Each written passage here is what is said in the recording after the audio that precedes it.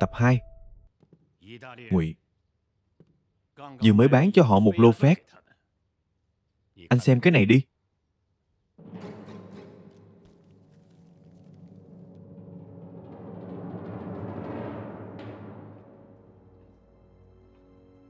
Ai đã đảnh tai nạn máy bay lên báo? Là ai đã tiết lộ ra ngoài? Hôm đó có hơn 10 phóng viên ở đó cho nên điều tra. Bất kể là ai dám gây sự với không quân tôi sẽ gây sự với hắn rõ.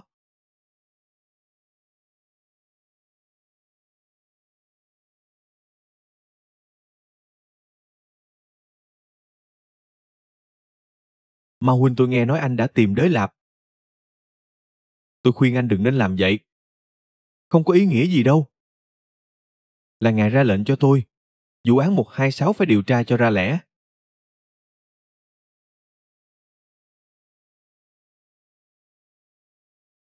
Mao huynh à, quá ngây thơ rồi, tôi cũng chỉ nói như vậy thôi.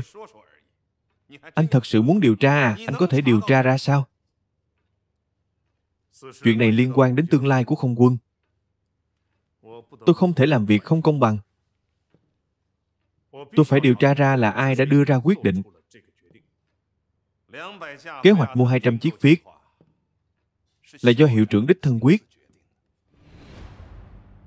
Là chính hiệu trưởng à? Muốn chi một khoản tiền lớn như vậy, ngoài hiệu trưởng ra ai có thể quyết chứ? Một năm trước, vì cuộc vây quét Hồng quân Cộng sản Tây Bắc của tôi, ủy viên trưởng rất cần một lô máy bay chiến đấu có tầm xa. Quả lực mạnh vì vậy mới có khoản tiền này.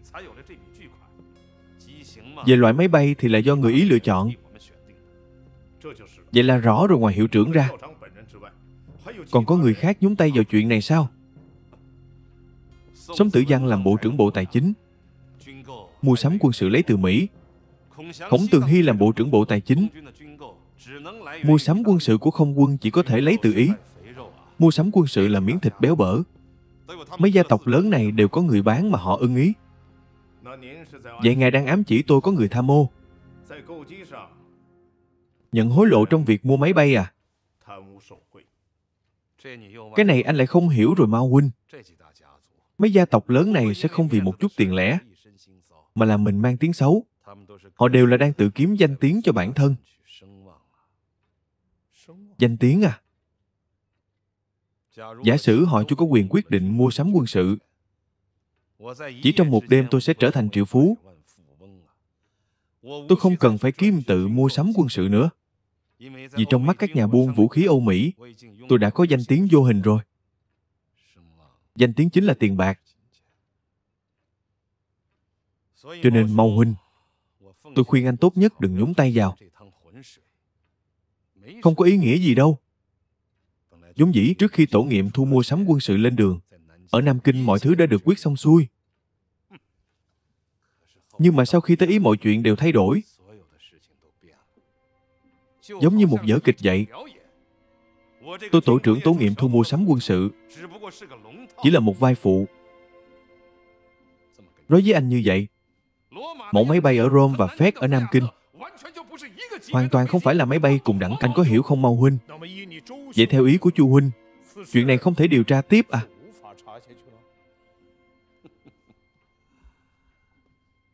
Anh muốn điều tra ai? Nhà họ Tống, nhà họ Khổng hay là nhà họ Tưởng? Vốn dĩ họ là họ hàng với nhau, đều là người một nhà. Không quân chúng ta sau này còn có ổn hay không đây?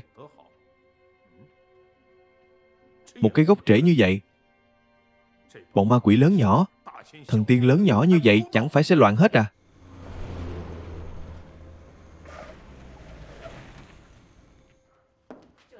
Chỉ có vậy thôi sao? Chỉ có vậy thôi? Đây là kết luận của không quân về vụ tai nạn này. Là sơ bộ mọi thứ đều do phu nhân và hiệu trưởng quyết. Lại đá quả bóng về phía tôi à? Báo cáo này không đắc tội với ai khéo léo mọi bề.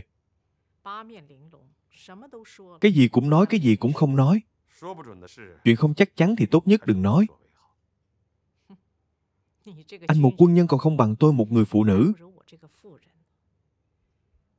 Vì mấy anh những quân nhân chuyên nghiệp không nói, vậy thì hãy nghe ý kiến của tôi một người phụ nữ.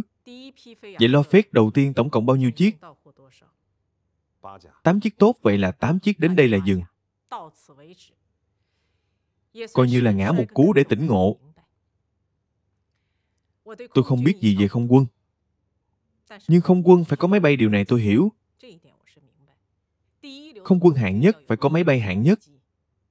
Máy bay của Scaroni là hạng nhất sao? Ngày đầu tiên bay lên đã rơi xuống. Mấy anh lấy máy bay như vậy để mừng thọ cho tiên sinh à? Nếu là như vậy, thì tôi còn mặt mũi nào mà đeo huy hiệu không quân này nữa? Hợp đồng 200 chiếc tiếp theo đừng mua ở Rome. Vốn dĩ, mua một cân cải thảo ngoài chợ còn phải so sánh 3 nhà. Nếu phu nhân đã quyết, thì tốt quá rồi, quá tốt rồi. Mấy anh lấy cho tôi tài liệu hướng dẫn của các loại máy bay mới nhất của các nước Âu Mỹ, kèm theo ý kiến của chuyên gia. Tôi muốn xem nếu chúng ta không mua máy bay tự ý, thì nên chọn ai tiếp theo để mua đây?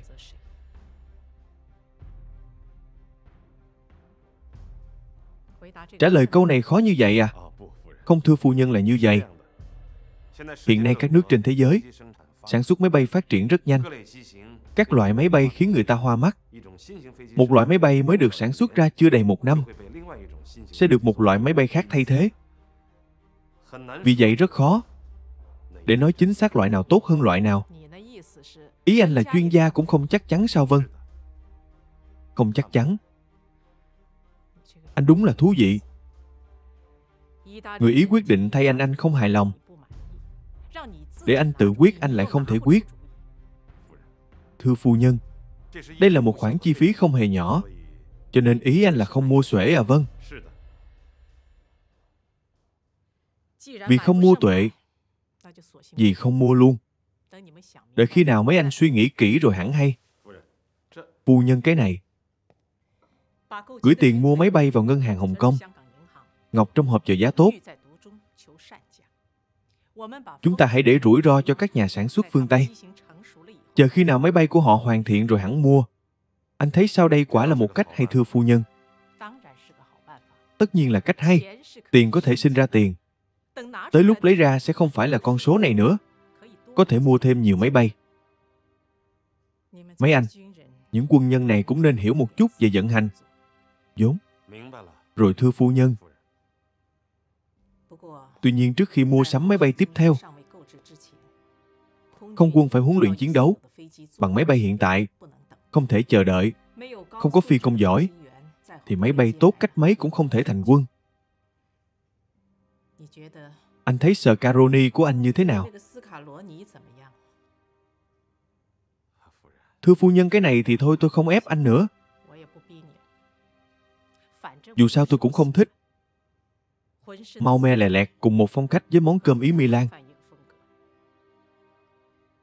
Tôi cần một cố vấn không quân mới. Tốt nhất là người Mỹ, có thể cung cấp cho tôi những tư vấn chuyên môn, chuyên gia thực thụ.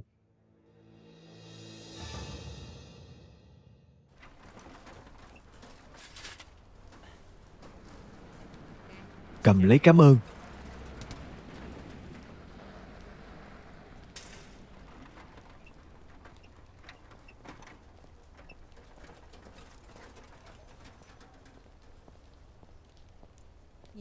Cô chính là thiếu quý mã Hân Lam, phải là tôi. Hải Cương đúng là tinh mắt. Chỉ là tôi là vợ của Cao Vân Thiên. Hân hạnh tôi biết cô. Tôi vừa từ nhà Hải Cương về. Mẹ của anh ấy khóc ngất lên ngất xuống. Nhìn thật đau lòng. Tôi biết quan hệ giữa cô và Hải Cương. Cô yên tâm, tôi sẽ không làm khó cô. Chị dâu chị cứ nói thẳng là có chuyện gì đi. Còn có thể có chuyện gì, người đã chết rồi. Cô và Hải Cương có duyên không phận. Nhưng mà có thể giúp đỡ Hình phu nhân, giúp bà ấy vượt qua khó khăn này. Dù sao cũng là mẹ già mất con. Tôi có thể làm gì? Cũng không cần phải làm gì. Đến dự đám tang tặng một bó hoa an ủi người sống, để mẹ của anh ấy cũng cảm thấy được an ủi phần nào. Chuyện này không thành vấn đề, tôi có thể làm được. Được rồi, cảm ơn cô.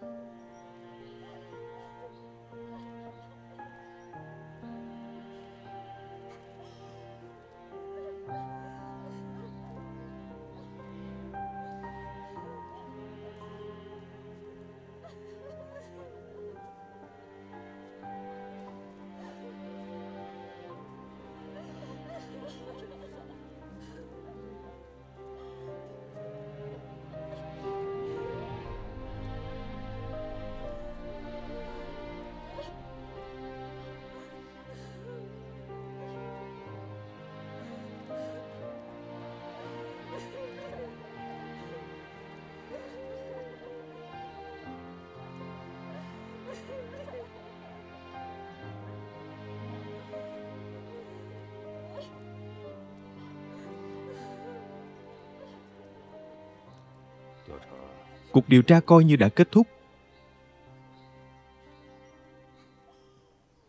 Kết quả cũng tạm được. Sao vậy, anh có ý kiến gì? Xem ra cái tội này tôi nhất định phải gánh. Cao Vân Thiên, bây giờ anh nên nhìn vào người Nhật. So với đó, chút quỷ khuất cá nhân này có tính là gì?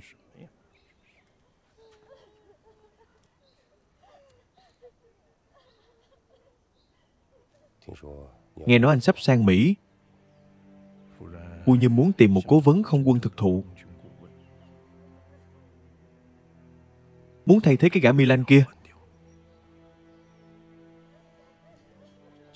Lần này nhất định đừng nhìn nhầm nữa. Anh dùng giọng điệu như vậy để nói chuyện với cấp trên của anh à?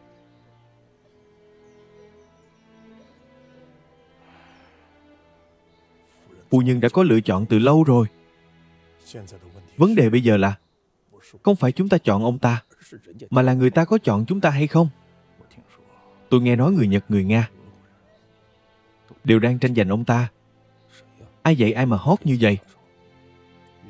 Một đại quý quân đội Mỹ đã giải năm ông ta tên là Sờ nào. Nghiêm.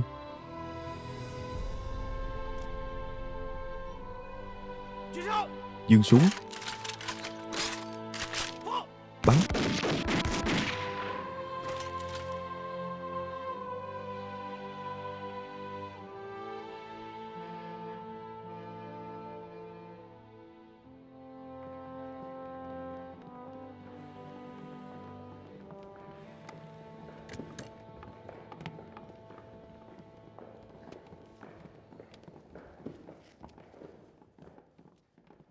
Người ký tên dưới đây: Ngoại trưởng Hoa Kỳ yêu cầu tất cả những người có liên quan cho phép người mang hộ chiếu này được đi lại an toàn và tự do. Nếu cần thiết, xin hãy hỗ trợ pháp lý và bảo vệ công dân Hoa Kỳ.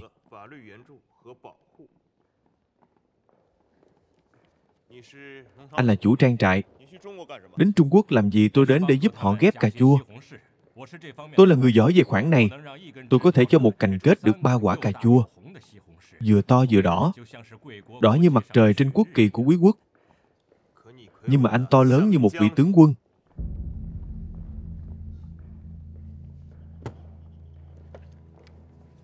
Chào mừng ông quá cảnh Yokohama. Cảm ơn.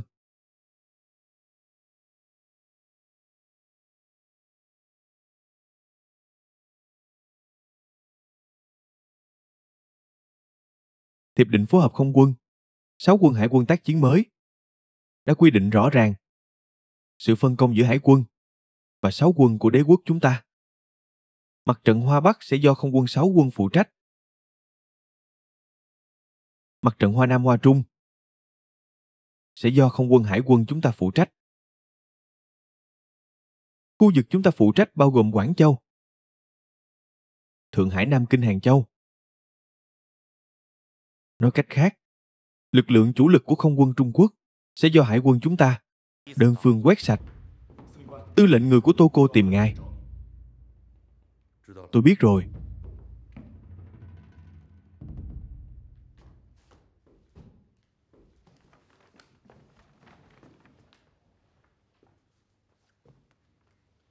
Tôi nghĩ võ quan Moriwa nhất quen người Mỹ này.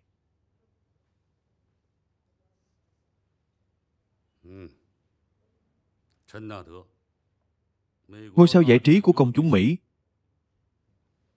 3 người chơi xích đu, nhưng mà theo chúng tôi biết, ông ta là chuyên gia, không chiến hàng đầu của quân đội Mỹ. Sắp tới Thượng Hải, ông ta tới làm gì được không quân Trung Quốc mời. Chúng tôi muốn đại tá đánh giá mức độ nguy hiểm của ông ta đối với đế quốc. Hiện giờ ông ta ở Yokohama. Nếu cần thiết, chúng ta có thể khiến ông ta không bao giờ tới Trung Quốc. Phó tư lệnh đặc biệt chỉ thị phải đảm bảo an toàn cho khách của chúng ta khi quá cảnh Nhật Bản. Cậu đi thông báo cho các đơn vị, nhất định phải làm cho giản nhất, không được sơ sót dạ. Cao đại ca, khách quý hiếm hoi ghé thăm Dương sử trưởng tìm tôi. Sao không phải Cao đại ca? Là tôi tìm anh. Vậy hai người nói chuyện đi, vâng, lát nữa gặp lại. Tạm biệt Cao đại ca, mời anh ngồi. Là như vậy. Gần đây chúng tôi trên sóng vô tuyến liên tục tiếp xúc với một nhân vật bí ẩn.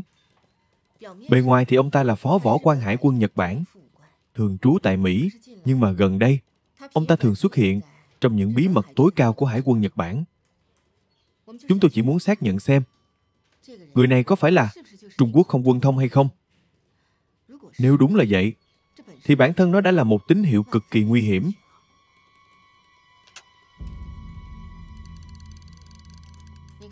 Anh xem, chính là ông ta.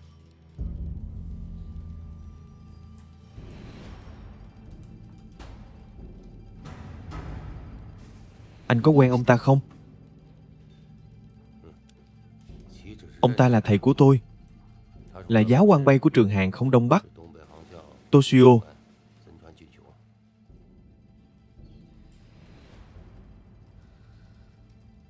Quả nhiên là cùng một người. Cái răng của tôi là do ông ta đánh rụng. Lúc đó chúng tôi bay trên không có chút sai sót. Vừa đáp xuống, ông ta bảo đứng im rồi một cú đấm đánh tôi ngã xuống. Họ muốn biến con người trở nên tàn nhẫn hơn, giống như chó sói. Vậy nên mới nói việc bị đánh này cũng là một phần của kế hoạch. Ông ta là người như vậy à? Ấn tượng của tôi và ông ta là lịch sự man rợ, thông minh và tàn nhẫn. Ông ta cho rằng mình sinh ra là để chiến đấu. Trong đầu của ông ta, quân nhân Nhật Bản không có 3 chữ không thể. Như vậy xem ra, để một người như ông ta phụ trách việc lập kế hoạch tác chiến chống lại không quân Trung Quốc, chắc chắn là hung nhiều hơn cát. Ý cô là tất cả những kế hoạch này đều do ông ta phụ trách. Gần đây liên tục có những bức điện mật do ông ta ký tên, được gửi lui giữa Tokyo và Thượng Hải. Tướng Hess hình như rất tin tưởng ông ta, liên tục thảo luận với ông ta về chi tiết cuộc chiến. Cảm ơn anh Cao đại ca. Anh đã giúp chúng tôi xác nhận mắt xích tình báo quan trọng này. Xác nhận là ông ta rồi. Cho dù họ có thay đổi mật mã, chỉ cần có chữ ký của ông ta, chúng ta đều sẽ có cách đối phó. Có lẽ đây chính là biết người biết ta. Tốt. Cao Vân Thiên cuối cùng cũng có cơ hội được so tài với thầy của mình.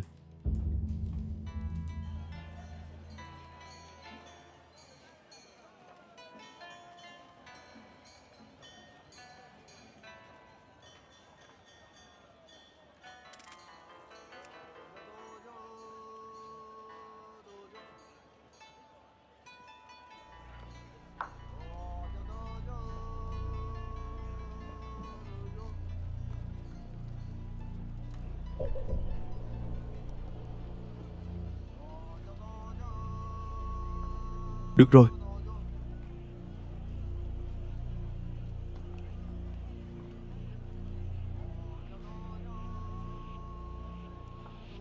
Xin chào. 3 người chơi xích đu. Thật xin lỗi, chúng ta vẫn chưa giới thiệu với nhau. Tôi không quen anh nhưng mà tôi quen anh. Năm ngoái ở Miami, tôi đã xem màn trình diễn bay của anh. Nhưng mà có rất nhiều người đến xem màn trình diễn bay.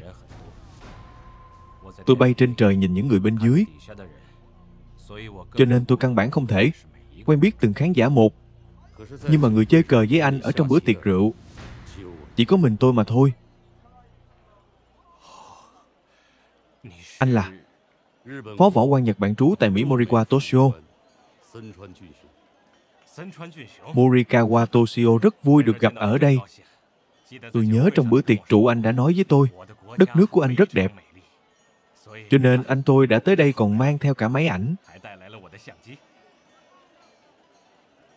Nước Nhật nhiệt liệt chào đón anh.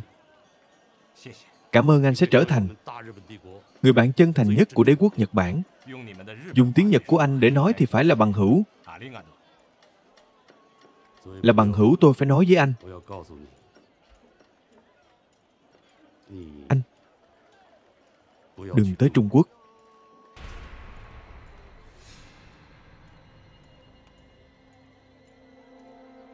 Tại sao? Trung Quốc là kẻ thù của chúng ta, bạn của kẻ thù cũng là kẻ thù.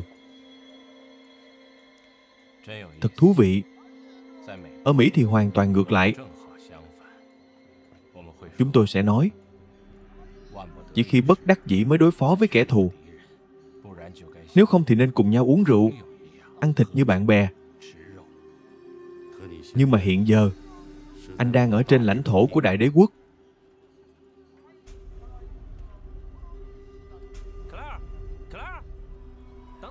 Đợi đã. Anh đi đâu vậy? Tôi tìm anh cả ngày, chúng ta nên quay về đại sứ quán. Tôi ra ngoài mua đồ cùng với bạn của tôi.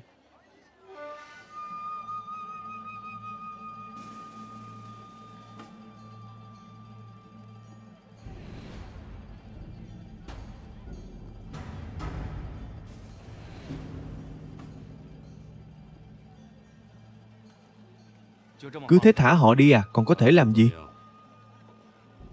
Bắt cóc ông ta ngay trên đường phố à?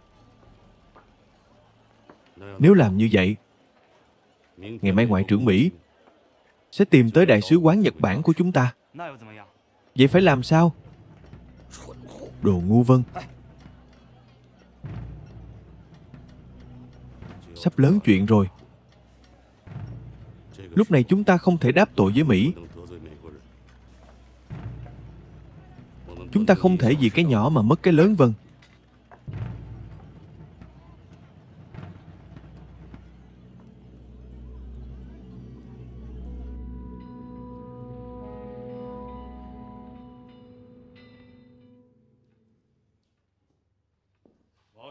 Mau huynh à.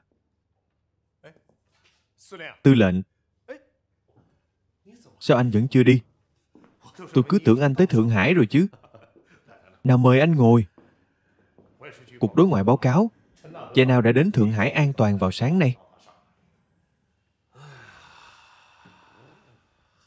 Còn cần tôi tới Thượng Hải à? Phu nhân đang ở Thượng Hải. Phu nhân muốn đích thân tiếp đón hắn. Đệ nhất phu nhân còn muốn đích thân tiếp đón một đại quý quân đội Mỹ đã giải năm sao đúng? Tại sao ủy viên trưởng lại muốn điều động phi đội chủ lực của không quân ta đến sân bay Thanh Dân Phố ở Nam Sương? Vì sân bay Thanh Dân Phố gần Lư Sơn nhất. Ủy viên trưởng gần đây đã đưa các chư hầu tới Lư Sơn, lần lượt nói chuyện. Kể từ sau sự biến Tây An, ủy viên trưởng đã thay đổi chiến lược đối với Nhật Bản. Nhưng đã quá muộn. Đối với chúng ta mà nói có chút không kịp. Các chư hầu các cứ khắp nơi rất xa cách với Trung ương. Cãi vã là điều khó tránh khỏi.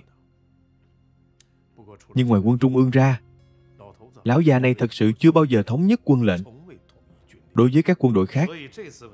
Cho nên lần này, ủy viên trưởng muốn thống nhất quân lệnh. Nhưng nói dễ hơn làm.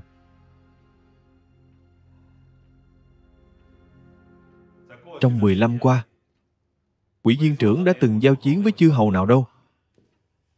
Anh đâm tôi một nhát, tôi đâm anh một nhát. Đâm nhau tới mức máu me đầm đìa. Chưa kể tới Ủy viên trưởng và Đảng Cộng sản, là mối thù sâu hơn biển cả. Hôm trước tôi đưa chu Ân Lai lên Lư Sơn. Chu Công sau khi xuống máy bay đã nói với tôi, trên đường Trường Chinh, ông ấy đã từng bị máy bay ném bom cùng loại tấn công. Kết quả là Hạ Tử Trân bị thương nặng. Là ai? Vợ của Mao Trạch Đông. Cho nên, lần này Ủy viên trưởng muốn mượn uy thế của không quân để tuyên bố với chư hầu, muốn thống nhất quân lệnh. Ông ấy muốn để họ vừa xuống máy bay là có thể nhìn thấy quân đội hùng hậu. Nhưng anh cả à, vấn đề của không quân chúng ta cũng không ít đâu. Hiện giờ không quân đang nợ nần chồng chất.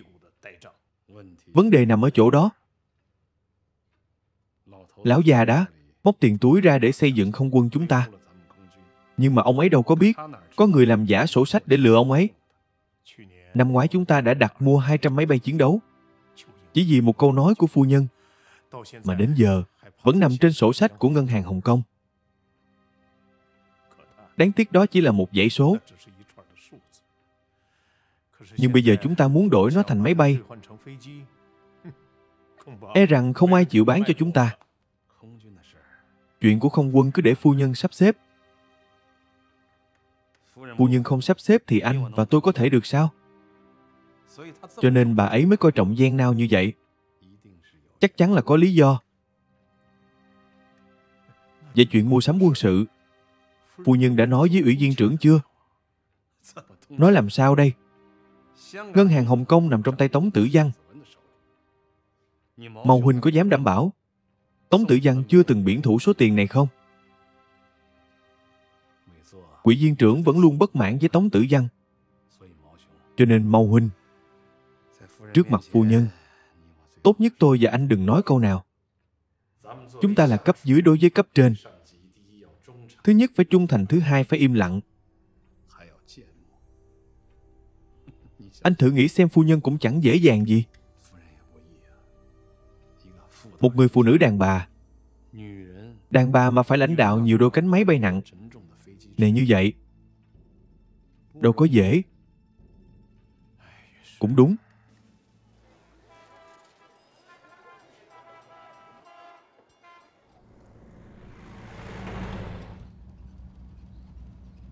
Chúng ta sẽ đi đâu đến nơi sẽ biết.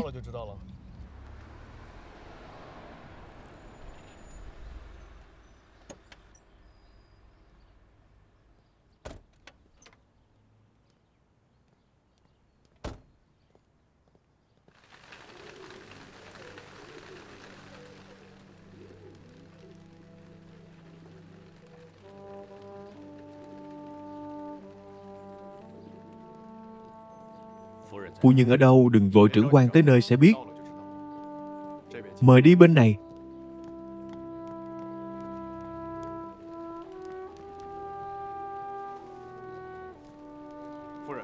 Phu nhân, đây là cụ đại không quân 6 quân Hoa Kỳ xe nâu.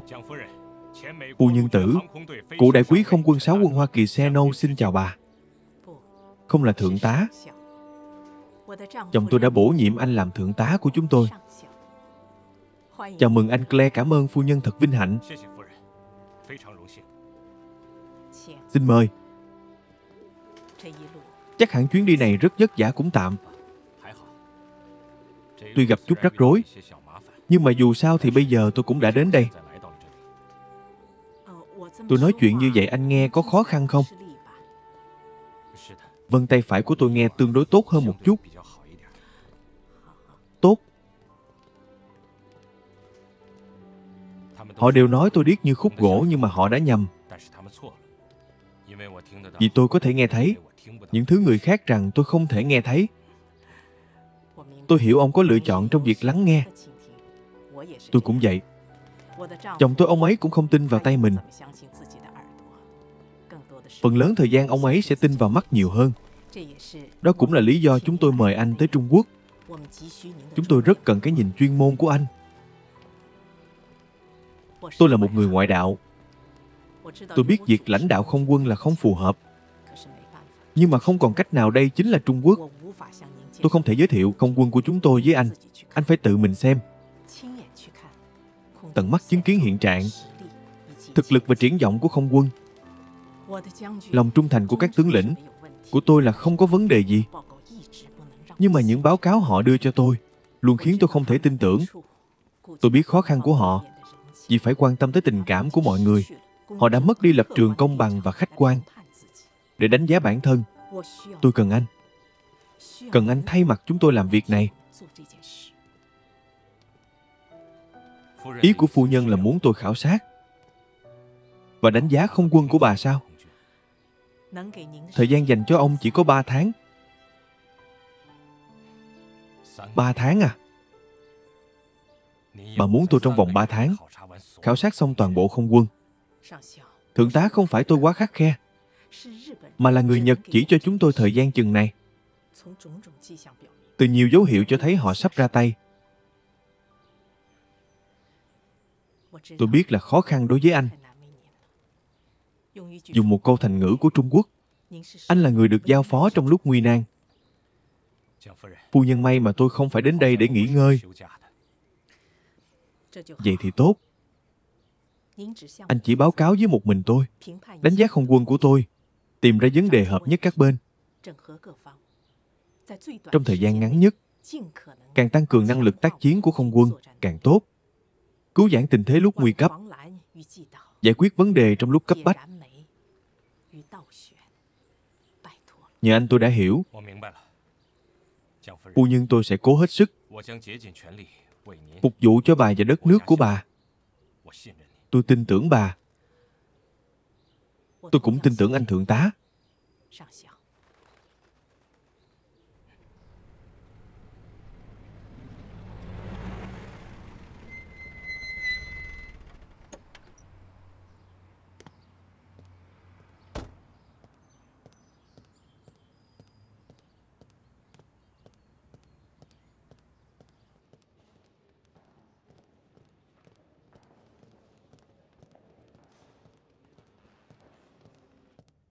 Cẩn thận ống nghe của ông đấy bác sĩ. Tôi thở hổn hển như một con bò vậy.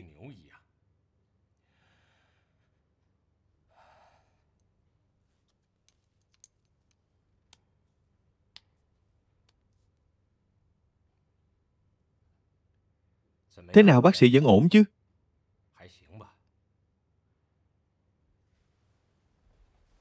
Anh tự cảm thấy như thế nào, đã uống thuốc gì? Là như vậy, thuốc hải quân kê cho tôi. Tôi đã để quên ở Harry Potter. Lũ ngu ngốc đó nói năng y như Sáu Quân. Họ đều cho rằng tôi vừa điếc vừa thở hổn hển. Hoàn toàn không thích hợp để bay theo họ. Tình trạng bây giờ của tôi y như một quả chanh khô.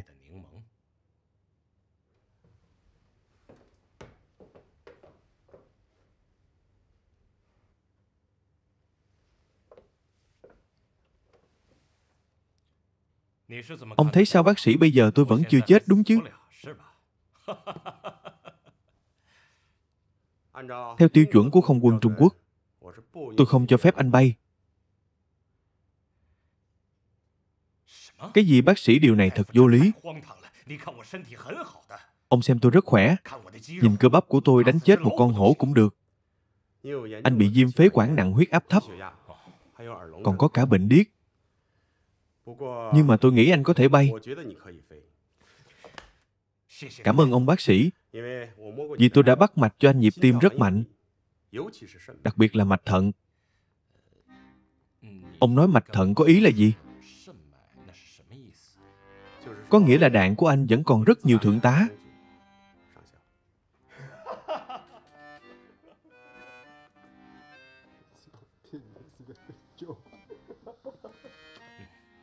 Ông nói rất đúng.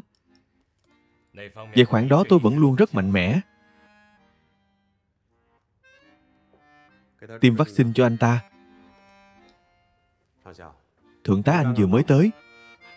Phạm vi công việc của chúng ta sau này còn rất rộng. Chúng tôi phải đảm bảo anh không bị mắc bệnh truyền nhiễm như thương hàn dịch tả. Còn về những bệnh cũ của anh, thì tôi sẽ thử kê một số loại thuốc để anh mang theo bên mình. Cảm ơn ông bác sĩ. Cảm ơn bác sĩ, xin chào, xin dừng bước được. Cao đại đội trưởng, anh đích thân tới à, vào phòng này, mời vào trong. Thượng tá, đây là đại đội trưởng đại đội 4 không quân. Phi công giỏi nhất của chúng tôi. Tinh hoa thực sự của không quân Trung Quốc. Trung tá không quân Cao Vân Thiên theo lệnh đến đây để đưa bản đồ. Đây là bản đồ đường bay đến Nam Kinh ngày mai. Vậy hai người cứ nói chuyện, tôi đi mua vài vật dụng. Trước tiên hãy cho tôi biết, đại đội trưởng, đơn vị của anh hiện giờ có những loại máy bay nào? Máy bay tinh kích Howard, máy bay ném bom do Lot 2, máy bay trinh sát vào. Điều này khiến tôi bất ngờ. Tuy loại cũ nhưng mà những chiếc này đều do đất nước của chúng tôi sản xuất. Mời anh ngồi xuống nói chuyện. Cảm ơn thưa trưởng quan.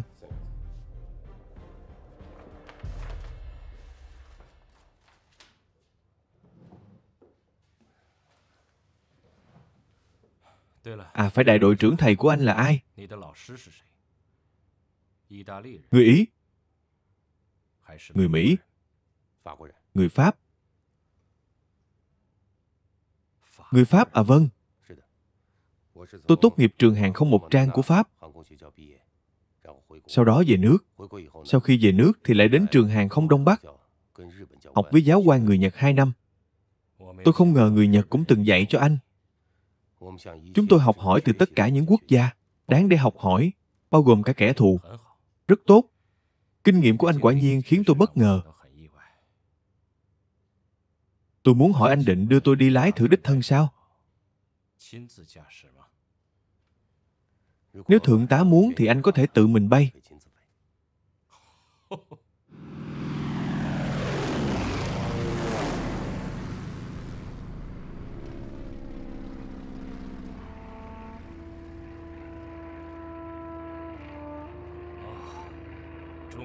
Miền Nam Trung Quốc thật sự quá đẹp.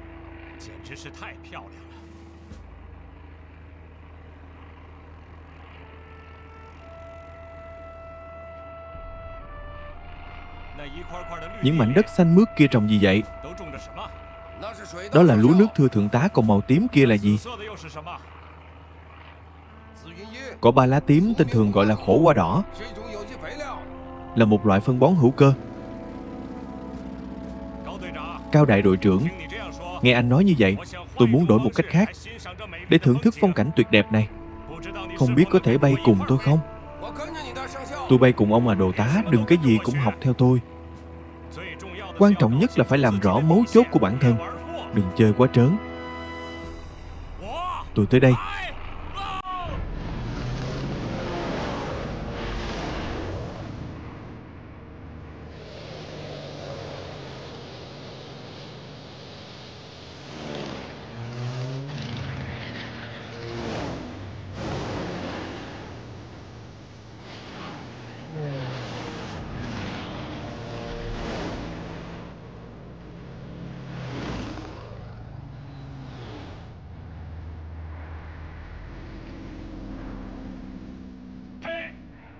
Cao đại đội trưởng, ai đã dạy cho anh những kỹ thuật này? Đây là kỹ thuật độc quyền của tôi. Tôi chỉ là múa rìu qua mắt thợ bắt chước theo thôi. Được rồi Cao đại đội trưởng, vậy xem cho kỹ nha. Tôi sẽ biểu diễn cho anh xem một số kỹ thuật khó.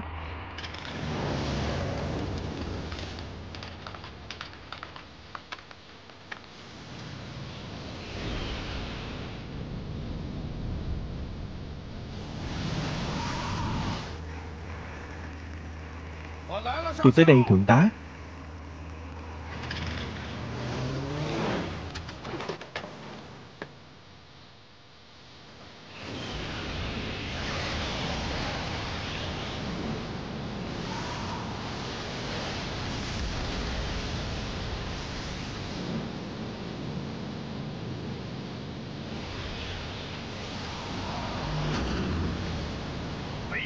Máy bay phải lái như vậy, như một con chim đang bay thật sự.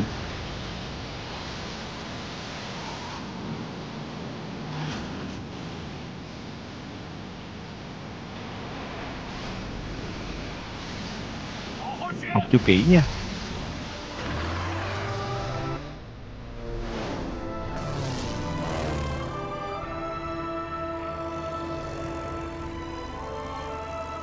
Không cần khen tôi đâu, hãy tự khen mình đi.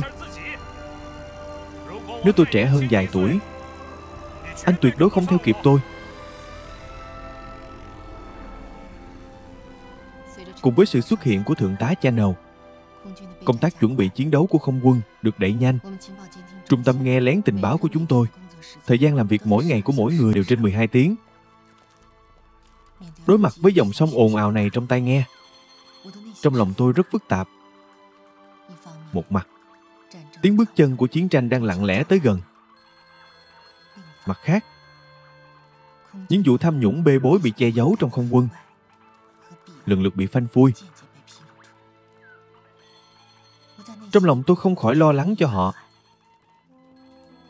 Lực lượng không quân chuyên dùng để đối phó những người cộng sản này, bây giờ phải chuyển sang đối mặt với kẻ thù bên ngoài. Liệu có được không?